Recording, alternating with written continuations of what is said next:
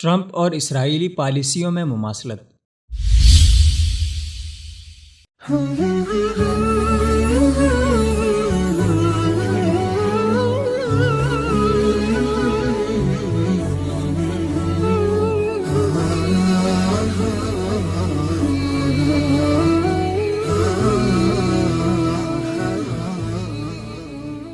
امریکی صدر Donald Trump کے دفتر سے دور صدارت کے پہلے ہفتے ہی 3 پالیسیاں جاری کی گئی ہیں جنہوں نے اب تک میڈیا کی ہیڈ لائنز پر قبضہ کر رکھا ہے، جن میں میکسیکو سرحد پر دیوار کی تعمیر، قیدیوں پر تشدد کی صدارتی حمایت اور 7 ممالک کے مسلمانوں کے رہائشیوں، سیاحوں اور مہاجرین کے امریکہ میں داخلے پر پابندی شامل ہیں۔ ان پالیسیوں نے بڑے پیمانے پر دنیا بھر میں امریکہ کے خلاف غم و غصے کو جنم دیا ہے، کیونکہ مہاجرین اور امیگریشن کی پابندی قومیت اور مذہب کی بنیاد پر ہوگی۔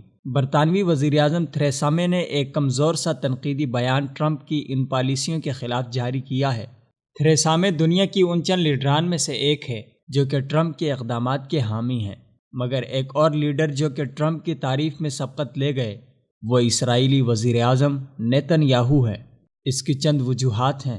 پہلی وجہ یہ ہے کہ ٹرمپ کی یہ پالیسیاں اسرائیلی پالیسیوں سے متاثر ہو کر بنائی گئی ہیں۔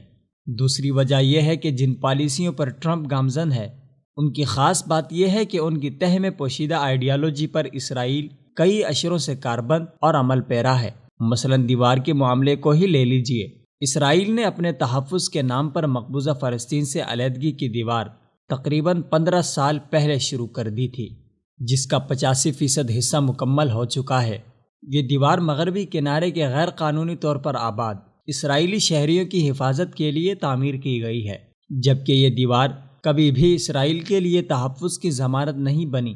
نہ ہی اسرائیلی سیکیورٹی فورسز اس دیوار کی تعمیر کے بعد اپنے ملک میں ہونے والے حملوں میں کمی کا دعویٰ کر سکے ہیں، جو کہ 2005 میں حماس سے جنگ بندی کے بعد ہی ممکن ہو سکا۔ روزانہ ہزاروں فلسطینی مزدور اور ملازم بنا کسی اجازت اسرائیل میں اس 200 کلومیٹر کے خلا سے داخل ہوتے ہیں جو اس دیوار میں اسی مقصد کی خاطر رہنے دیا گیا ہے۔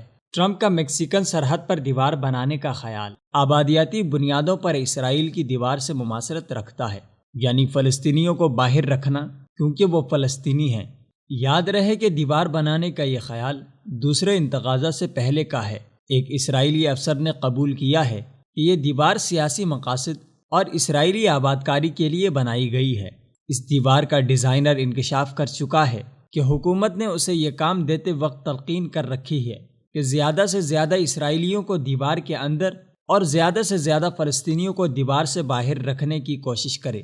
ڈونلڈ ٹرمپ کی قیدیوں پر تشدد کی حمایت نے سیاست دانوں، انسانی حقوق کے کارکنوں اور سابقہ قیدیوں کو خوفزدہ کر دیا ہے، جبکہ اسرائیل میں بھی قیدیوں پر تشدد معمول کی بات ہے، جس پر اثبات و تائید کی مہر نہ صرف ریاست بلکہ اسرائیلی سپریم کورٹ بھی لگا چکی ہے۔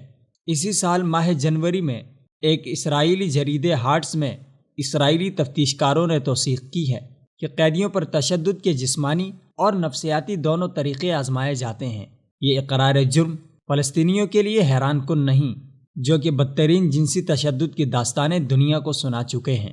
ایمنسٹی انٹرنیشنل کی تازہ سالانہ رپورٹ کے مطابق اسرائیلی فوج، پولیس فورس اور اسرائیلی سیکیورٹی ایجنسی کے افسران فلسطینی قیدیوں پر تشدد کے مجرم ہیں۔ یاد رہے کہ فلسطینی قیدیوں میں معصوم بچوں کی بڑی تعداد شامل ہے، جن پر تشدد کے متعلق سن 2001 سے اب تک ہزاروں شکایات موصول ہو چکی ہیں، مگر تاحال ایک بھی کیس کی تفتیش شروع نہیں کی گئی۔ اور اب امیگریشن پر پابندی ٹرمپ کا وہ فیصلہ ہے جس پر اسرائیل 7 عشروں سے عمل درآمد کر رہا ہے۔